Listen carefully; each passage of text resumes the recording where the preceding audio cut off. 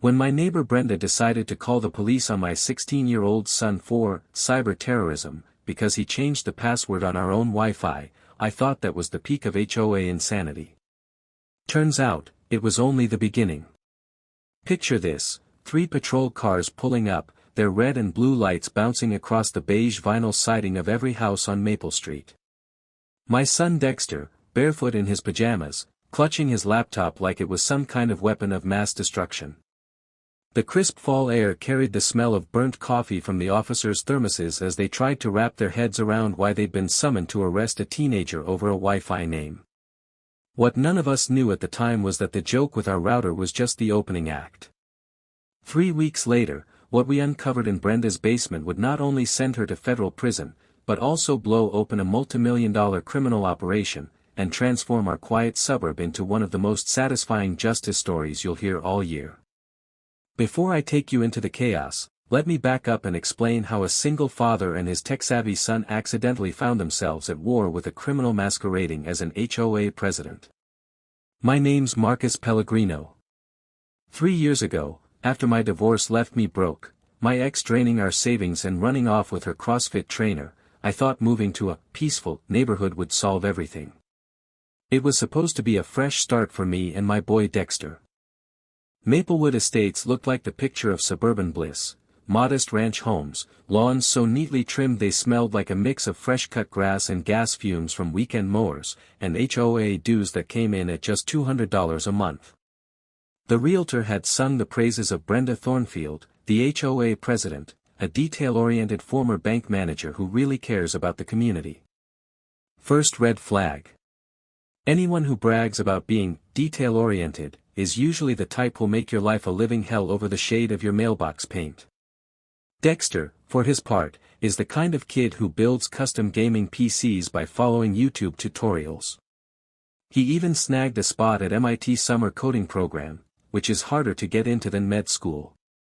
And of course, he's got that classic teenage humor. For him, naming our Wi-Fi Pretty Fly for a Wi-Fi was peak comedy. For the first year, Brenda seemed tolerable enough. She'd glide down the street in her spotless white Lexus, waving from behind oversized sunglasses, and occasionally drop hints about my grass looking a little adventurous. Basic HOA chatter. My elderly neighbors, the Kowalskis, actual survivors of Nazi occupation, used to laugh, saying American bureaucrats were like kindergarten bullies compared to the tyrants they had lived through. Then came 2021. Brenda was elected HOA president unopposed, and within 30 days our mailbox was vomiting violation letters like a slot machine stuck on blues. My work van parked in my own driveway. Commercial vehicle violation. Fine, $500. The basketball hoop Dexter saved up for. Unapproved recreational structure. Fine, $500. The little herb garden my ex had planted before she left us. Non-conforming landscaping disrupting neighborhood harmony. Fine, $500. And this was the house I'd nearly destroyed my body to buy, working double shifts until my hands cramped from gripping wires and my back screamed from crawling through attics in 100-degree heat. I could still taste the metallic tang of exhaustion and the grit of sawdust in my throat. But the breaking point arrived with a certified letter, delivered with that heavy thunk of the mailman's boots on my porch. Typed on HOA letterhead, probably more expensive than my grocery budget, Brenda's notice ordered me to immediately cease and desist broadcasting offensive digital communications that violate community standards of decency and patriotic respect. What was she talking about? Our Wi-Fi name. Dexter had just upgraded our setup to a mesh network and, being a smart aleck, renamed it FBI's Surveillance Van Number 3. To us, harmless fun. To Brenda, apparently, a personal declaration of war. I crumpled the letter and slam-dunked it into the kitchen trash where it belonged. Last time I checked, this was still America. My house. My internet. My choice what to name my Wi-Fi, especially if it made my teenager laugh. That's when Brenda revealed just how unhinged she really was. She unearthed some dusty old city ordinance about electronic harassment, probably. Written back when dial-up modems still screeched, like robots having seizures, and filed a formal complaint with the sheriff and F's department. According to her, our Wi-Fi name was actually a terrorist communication tool causing psychological distress to patriotic citizens. Deputy Rodriguez showed up looking like he'd rather be anywhere else.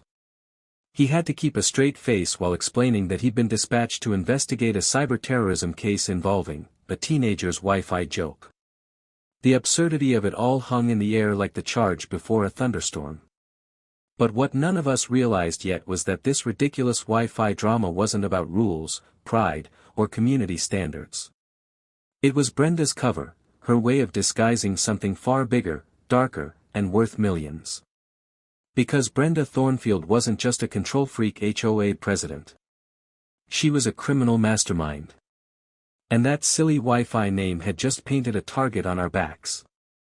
72 hours after Deputy Rodriguez drove away from our house, Brenda struck back.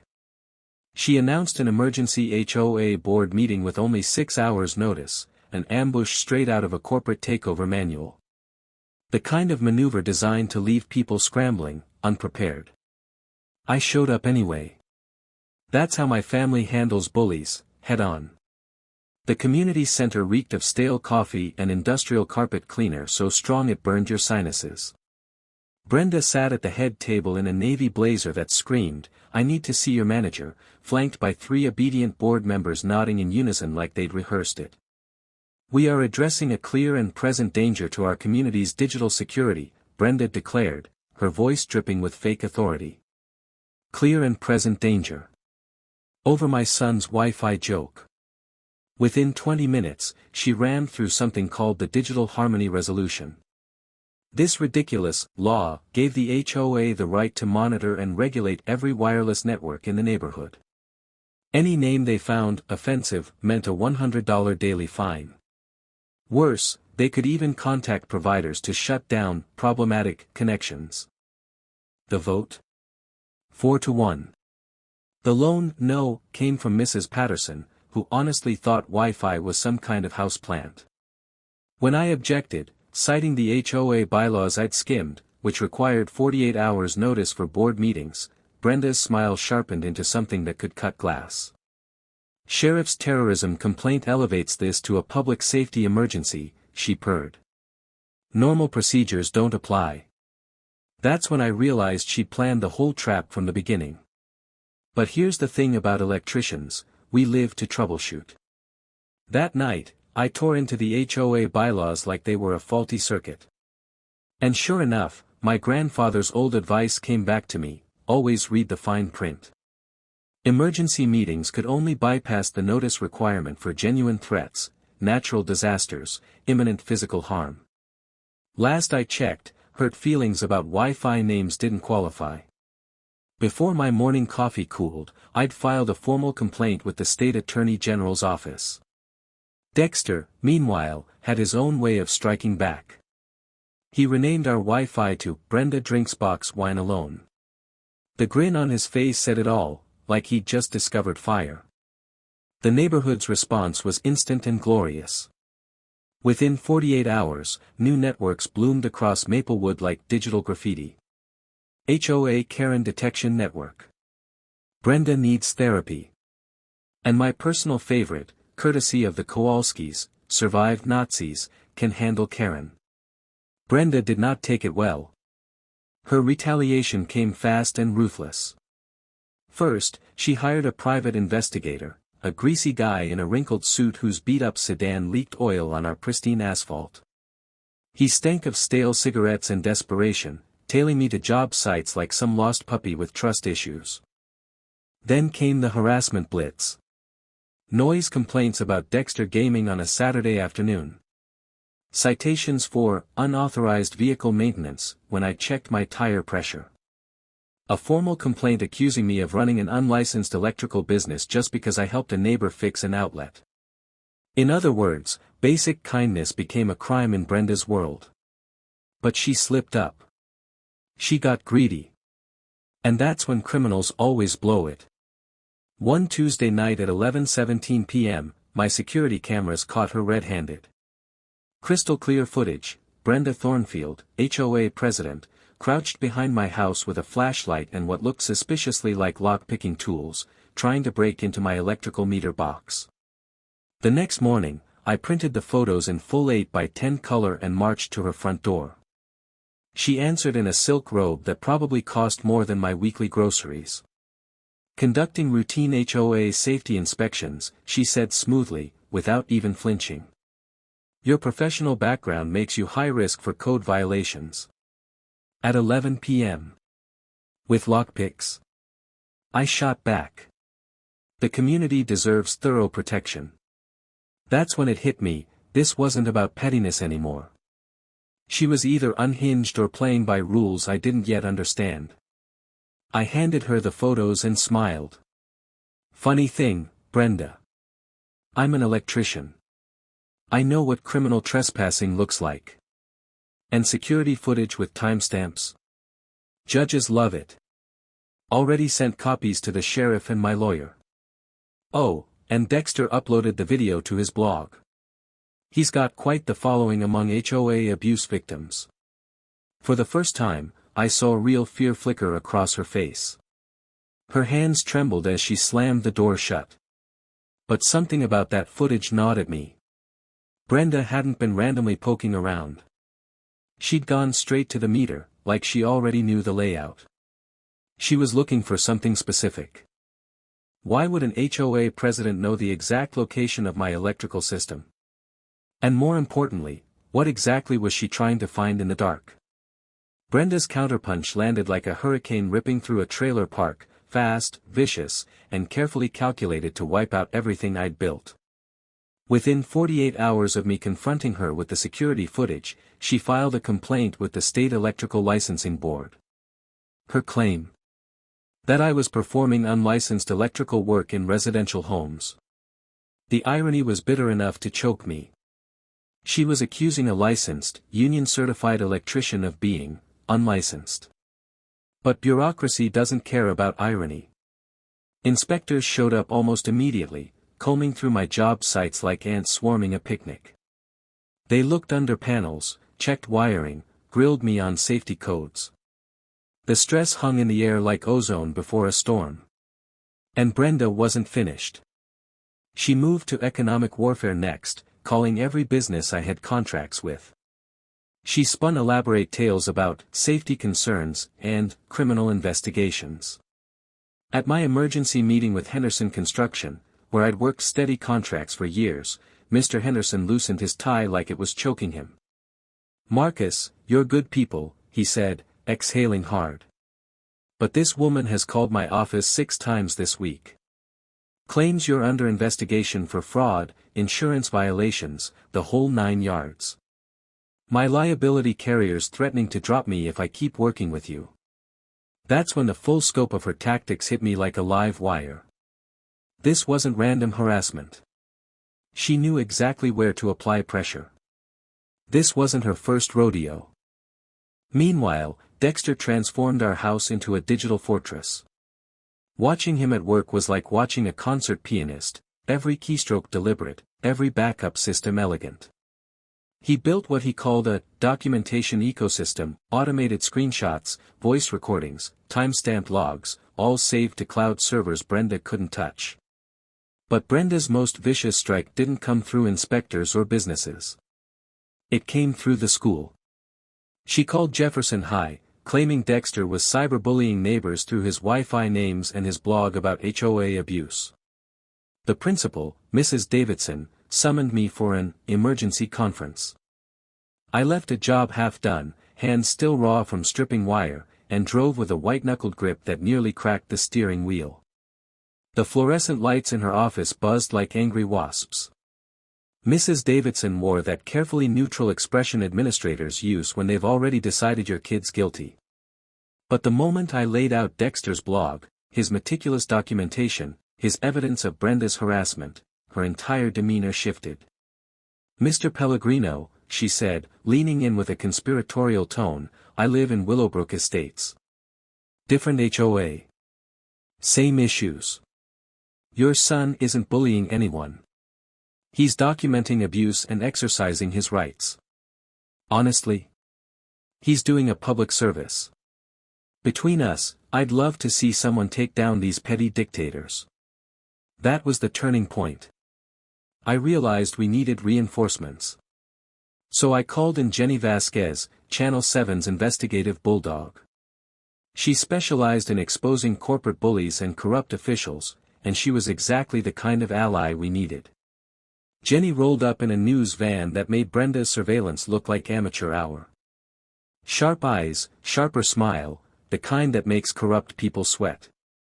"Marcus," she said, flipping open a notepad, "I've been covering HOA abuse for 15 years. And this Brenda character? She rings a bell. Deja vu, mind if I dig around?" 1 week later, she spread documents across my kitchen table like a general preparing for battle. Brenda had been HOA president in 2 other neighborhoods over the last decade.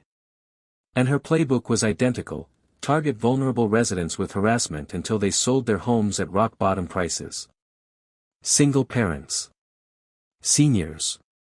Minorities. Anyone who couldn't fight back. Then came the kicker. In both neighborhoods, Brenda, or rather, shell companies tied to her, ended up buying the distressed properties. Flipping them for huge profits or holding them for development.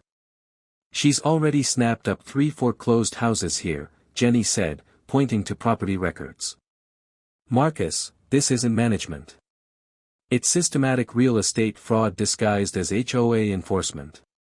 That night, staring at the ceiling while the wind whispered through the eaves, everything clicked.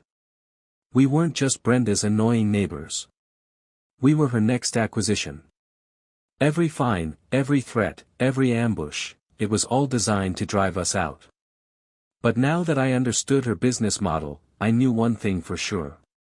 If Brenda wanted to play predator, she was about to find out this union electrician knew how to short-circuit her entire operation.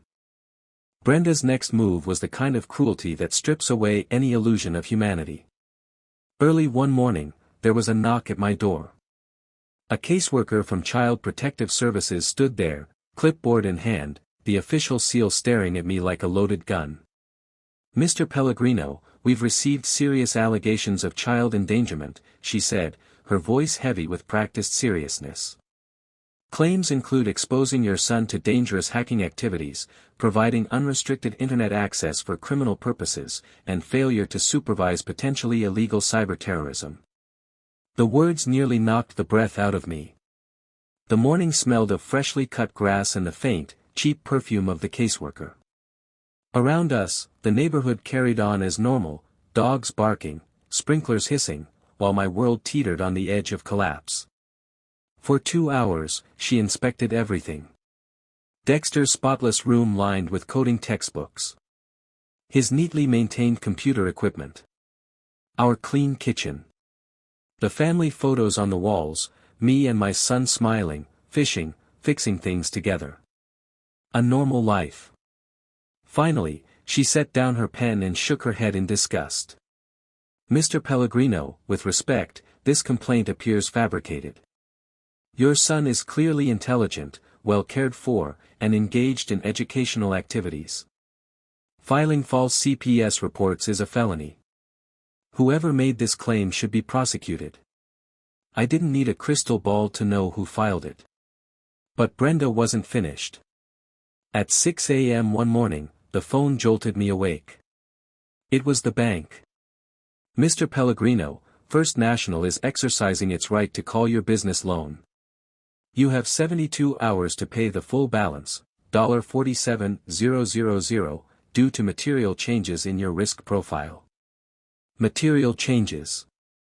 Translation: Brenda had used her banking connections from her old career to twist the knife. That same morning, I sat in the sterile conference room of the bank. The air smelled of industrial carpet cleaner, fluorescent lights humming overhead. A 20-something loan officer shuffled papers like he was holding plutonium. "Community complaints, pending investigations," he droned. "You're considered high risk." It was the closest I'd come to giving up. The weight of it all, inspections, contracts lost, now my business on the line, pressed heavier than any 400-amp electrical panel I'd ever hoisted. Maybe Brenda was right. Maybe I should just disappear, let her win. But Dexter wouldn't let me. "Dad," he said that night, eyes fierce, "you know what happens when bullies win? They find new victims. We're not just fighting for us anymore. We're fighting for everyone she's going to target next." And then, miracle. Dexter's blog exploded across social media. What started as his digital diary of Brenda's harassment turned into a beacon for HOA abuse survivors nationwide. The comments section became a support network, families sharing their own horror stories. Even better. Donations started pouring in. The legal defense fund he'd set up, originally at zero, hit $23,000 in just 2 days. And then the cavalry arrived. The National Association of Home Builders reached out to me directly. Turns out, Brenda's brand of systematic fraud was damaging legitimate construction businesses across multiple states. They offered to bankroll our legal fight as part of a broader investigation into HOA corruption. Brenda, though, wasn't about to let go quietly. Desperate to silence Dexter, she made her biggest mistake yet. At 3:17 a.m. on a Wednesday, she tried hacking into his servers. Big mistake. Fighting a teenage coding prodigy on his own turf is like bringing a slingshot to a rocket launch. Dexter didn't just block her intrusion.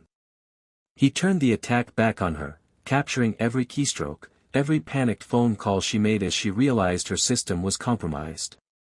He even recorded her voice as she dialed someone speaking broken Russian, muttering about liquidating assets, evacuation protocols, and the basement operation being compromised. Russian. Basement. Operations. Suddenly, everything we'd endured, her obsession with our electrical system, her late-night trespassing, her desperation to access our basement, clicked together like a deadly puzzle. She wasn't trying to steal our house. She was protecting something hidden beneath it. And what she was protecting was worth millions. Jenny Vasquez showed up at our door less than an hour after Dexter captured Brenda's Russian phone call. This time she wasn't carrying just her notepad, she brought a briefcase stuffed with surveillance photos that made my blood run cold. Spread across my kitchen table were images of Brenda meeting with known organized crime figures, grainy shots from parking lots, cafes, even outside banks. "Marcus," Jenny said, tapping one photo, "your son didn't just ruffle the feathers of a power-hungry HOA president. He stumbled onto an international money laundering operation. The real estate scams? Just a front. What she's hiding underground is worth far more." That explained everything, her obsession with my electrical system, her need to get into our basement, the lock-picking in the middle of the night. But the full picture didn't hit until Dexter shook me awake one night at 2 a.m., laptop glowing in our dark bedroom. "Dad, you need to see this." On his screen was a 1987 city permit for foundation reinforcement and utility access improvements at Brenda's address. Innocent enough, until Dexter overlaid it with old city planning maps. That's when the truth smacked me in the chest like a live wire. Our entire neighborhood sat on top of Prohibition-era tunnels, built in the 1920s to smuggle booze from speakeasies to the old railway depot. Long forgotten, sealed off, until Brenda reopened them. "Look," Dexter said, fingers flying over the keyboard, pulling up thermal imaging data from the city's infrastructure system. "There's a tunnel running from her basement under the Kowalski's house, straight to ours. That's why she knew where our meter was. She's been using the tunnels." Our basement wasn't just another target, it was a critical junction point in her underground network. And our house stood directly in the way of the artery leading to the old railway station, now smack in the middle of the financial district. And it wasn't just about real estate anymore. Jenny's FBI contacts had been tracking massive spikes in electricity usage across 3 states. Power so high it looked like hundreds of homes had suddenly doubled consumption. In reality, it was being siphoned into the tunnels. Server farms. Illegal cryptocurrency operations. Dark web marketplaces. And every family Brenda forced out. They'd been living right on top of her infrastructure. "This is bigger than we thought," Jenny told me on the phone, her voice tight. "The FBI's been chasing this ghost operation for 2 years, over $50 million in untraceable crypto transactions. But they could never locate the servers. Now we know, they're right under Maplewood Estates." Dexter's face glowed in the light of his monitor. "She's been planning this for years, Dad.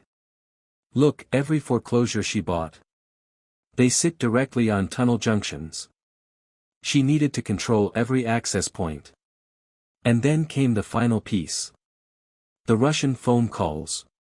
The shell companies. The desperate basement break-ins. Brenda wasn't the mastermind.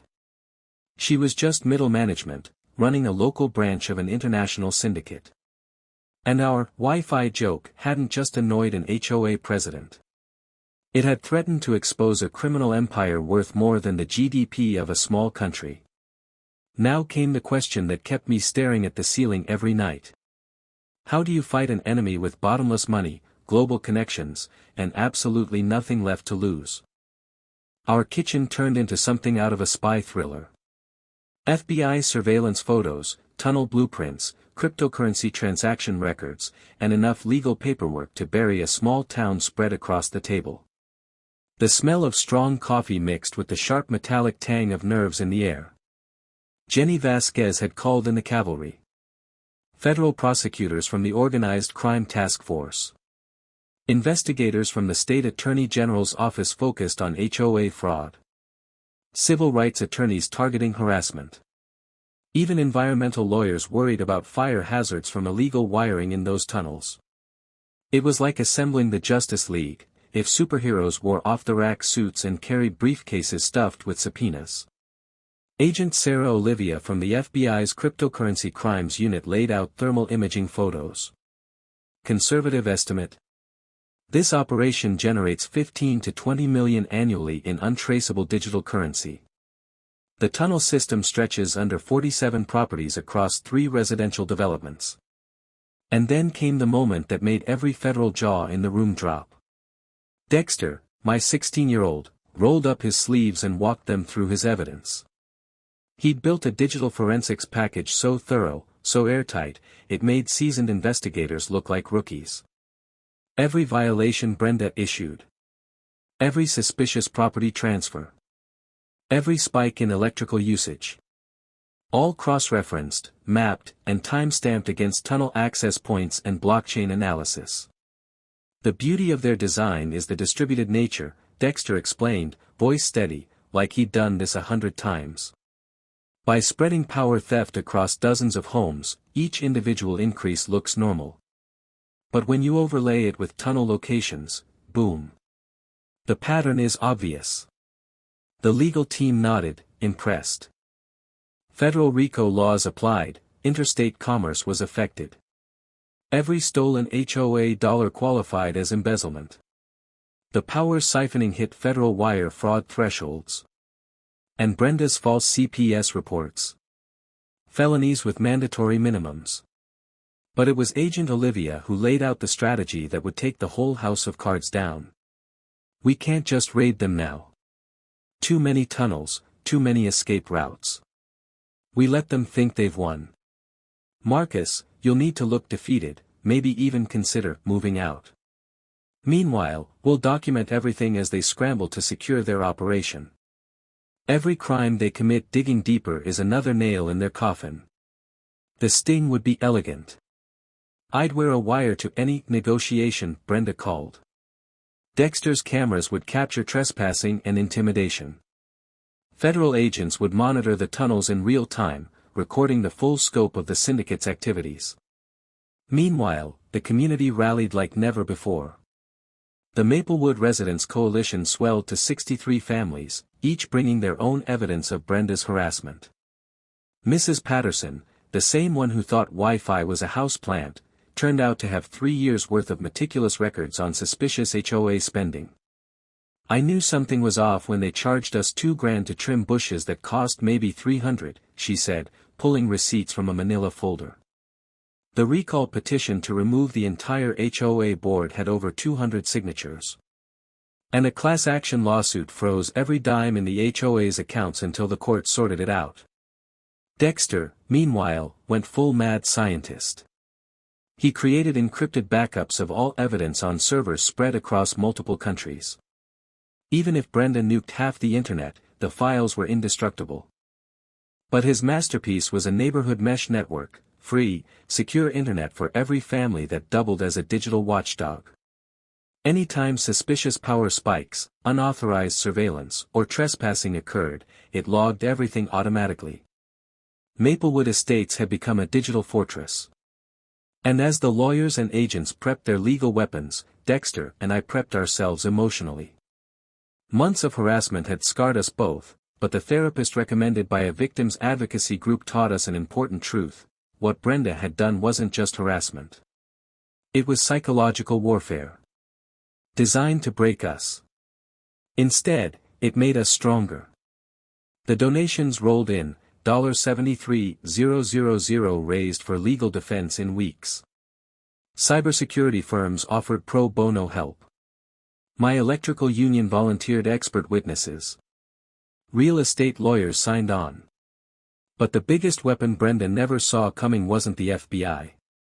It wasn't the lawyers. It wasn't even Dexter. It was the neighborhood itself. Every family she had bullied.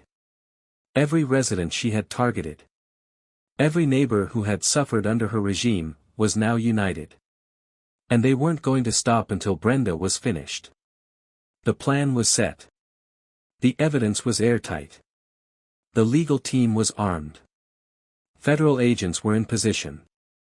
Now came the hardest part, convincing Brenda that we were beaten, while secretly recording every desperate crime she committed trying to finish us off. Gain time. Brenda's panic set in the moment she caught wind of the federal investigation. Later, we learned she had a city planning official on her payroll who tipped her off. Instead of retreating quietly, she did what desperate criminals always do: she lashed out, reckless and sloppy. At 3:47 a.m. on a Tuesday, someone broke into my work truck parked in the driveway. My security cameras caught shadows moving, the faint glow of a lighter, the twitchy movements of someone who knew they were on borrowed time. By the time I came out the next morning, nothing looked unusual. But 6 hours later, police arrived with a search warrant and concerned citizen tip in hand.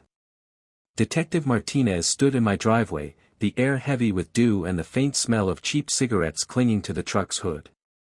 "Mr. Pellegrino," he said carefully, "we've received information suggesting your vehicle may contain evidence linked to the neighborhood's electrical theft issues." I handed him the keys with a smile that looked more suspicious than I intended. But inside, I felt relief. We'd been waiting for this move. Sure enough, Martinez pulled out hard drives, schematics of the neighborhood grid, and financial documents that had been stashed under the seats, evidence that practically screamed planted. "Mr. Pellegrino, this looks serious," he said, holding the bags up. Before he could say more, Brenda showed up. Too soon. Too prepared. She parked her Lexus across the street, phone in hand, already recording. I knew it, she shouted loud enough for the cameras, and our own security mics, to capture every syllable. "He's behind the power theft. Those drives must have all the proof of his crimes." The problem? No one had told her yet what was found in the truck. The only way she could have known was if she'd put it there herself. Agent Olivia later told me the footage was priceless. Watching Brenda brag about her setup before federal agents, on tape, was like watching a masterclass in how not to commit crimes. Within 4 hours, FBI cyber forensics had traced the planted hard drives directly back to Brenda's home network. Digital fingerprints, metadata, all of it screaming her guilt. But Brenda wasn't finished burying herself. When the planted evidence collapsed, she escalated to threats. Agent Olivia received an anonymous call late that night. The voice warned her to stop harassing innocent community leaders, and added, almost as an afterthought, accidents happen to investigators who don't back off. The call came from Brenda's home phone. She hadn't even bothered with a burner. Meanwhile, Maplewood Estates descended into open siege. Brenda hired private security, sketchy men in unmarked cars stationed at every neighborhood entrance. They filmed residents, followed people to work, made veiled threats to anyone cooperating with outside agitators. But instead of scaring the community into silence, the intimidation backfired spectacularly. The Kowalskis, who had lived through actual Nazi occupation, were unmoved. "These American bullies are kindergarten children compared to real tyranny," Mrs. Kowalski said at an emergency residents' meeting. "We did not escape Poland just to be terrorized by suburban criminals." Her defiance sparked something. Other residents began pushing back. Mailman Pete, our local hero, used his delivery routes to quietly coordinate information, helping neighbors retrieve pets and prescriptions without running into Brenda's guards. And while the surface-level drama boiled, Dexter's motion sensors lit up with new activity underground. "Dad," he said one night, his face pale in the glow of his laptop, "they're moving equipment. A lot of it. Whatever's happening down there, it's not just servers anymore." Thermal imaging confirmed it. The tunnels weren't just hosting crypto farms. They were prepping for something bigger, industrial equipment running hot, pulling massive power. Agent Olivia's response chilled me. "If they're expanding operations underground, we may be looking at catastrophic infrastructure collapse. We need to consider evacuation." Evacuation meant empty houses. Empty houses meant no witnesses. Which was exactly what Brenda wanted. The task force faced an impossible decision: protect the people by pulling them out, or keep us in place as bait to catch a cornered criminal in the act. Either way, it felt like the neighborhood was one spark away from exploding. Brenda finally crossed the line from harassment to attempted murder. It happened on a humid Thursday night, the kind where the air feels thick enough to chew. At 2:14 a.m., 6 different cameras around my house caught her crouched by the electrical box, gasoline can in hand. She tried to rig an electrical fire that would have swallowed the place while Dexter and I slept upstairs. But she didn't count on two things: Dexter's custom-built fire suppression system and our neighbor, volunteer firefighter Pete, who spotted the smoke alarm on his way home from a late shift. Between the system kicking in and Pete's fast response, the fire died before it even had a chance to spread. For the FBI, it was the final straw. What had started as fraud and harassment was now attempted murder. Within days, Brenda turned our quiet cul-de-sac into a war zone. She barricaded herself inside her mansion, stockpiling weapons like she was preparing for World War III. When the SWAT vehicles rolled onto Maple Street at dawn, the rumble of diesel engines shook the windows. The acrid smell of exhaust mixed with morning dew as tactical teams went door to door evacuating residents. From inside her fortress, Brenda's distorted voice blared through cheap speakers. "This is government tyranny. Marcus Pellegrino is a deep state operative sent to destroy patriotic Americans who believe in property rights." The irony nearly made me choke. A woman who spent months filing false government complaints was now screaming about government persecution. But not everyone complied with the evacuation. The Kowalskis flat out refused. Mr. Kowalski stood on his porch in his Sunday suit, declaring, "We survived Nazi bombardments in Warsaw. We will not run from suburban criminals with temper tantrums." Their defiance inspired others. Families dug in, refusing to be chased out of their own homes again. Mailman Pete became the unofficial coordinator, sneaking prescriptions and pets past SWAT lines with the same precision he used on his postal routes. Meanwhile, Dexter turned our fire station evacuation center into a digital command post. His thermal sensors lit up with terrifying news. "Dad," he said, pointing at the heat maps, "this isn't just crypto anymore. These signatures, this is industrial-level equipment. And chemical traces. This looks like drug production." Agent Olivia's face went pale as she studied the data. "We're not just dealing with financial crimes. This is narcotics trafficking on an industrial scale." The revelation shifted everything. Brenda's harassment had been a smokescreen for a multi-million-dollar drug pipeline, hidden in tunnels beneath our homes. And her cruelty didn't stop with us. When she realized the feds were mapping her operation, Brenda took her own housekeeper, Rosa Martinez, hostage. Rosa had been living in fear for months, trapped inside Brenda's mansion, threatened with deportation if she spoke out. Through trembling tears, Rosa told negotiators the truth. She'd been forced to cook and clean for men working around the clock in the basement, armed men speaking multiple languages, producing synthetic opioids for international distribution. But Rosa's courage was greater than Brenda's threats. While Brenda coordinated with her henchmen to destroy evidence, Rosa slipped into the tunnels she'd learned by heart. She emerged 3 blocks away at an old subway entrance, surrendering to federal agents and giving testimony that sealed Brenda's fate. The chase that followed looked like something out of an action film. FBI teams stormed the tunnels from multiple access points. Suspects scrambled through the underground passages, trying to haul equipment and destroy records before capture. And Brenda? She made one last desperate play. Unable to control the battle above ground, she tried to flood the tunnel system, even with her own accomplices still inside. She was willing to commit mass murder if it meant erasing evidence. But by then, her empire was crumbling. Rosa was safe. The FBI had the footage. And Brenda Thornfield was running out of places to hide. The manhunt for Brenda didn't end in some Hollywood-style gunfight. It ended with her dragged out of a maintenance tunnel like a rat flushed from the sewers. When agents found her, she was soaked to the bone, smeared with industrial chemicals, clutching a waterproof bag stuffed with fake passports and offshore account numbers. The so-called Queen of Maplewood Estates looked nothing like the polished HOA president in her Lexus. She looked exactly what she was, a desperate criminal who had finally run out of places to hide. But the real show came during her perp walk. Rush hour, downtown subway station. Hundreds of commuters pulling out phones as federal agents hauled Brenda up the stairs into the late afternoon sun.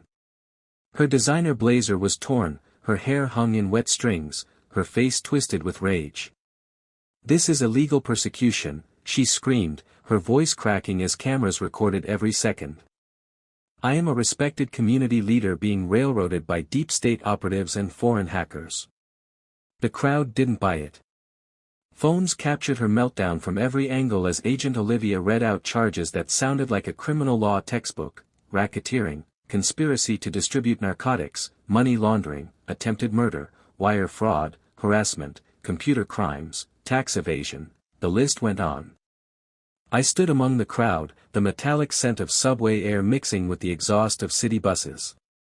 Jenny Vasquez was there too, her Channel 7 crew filming live.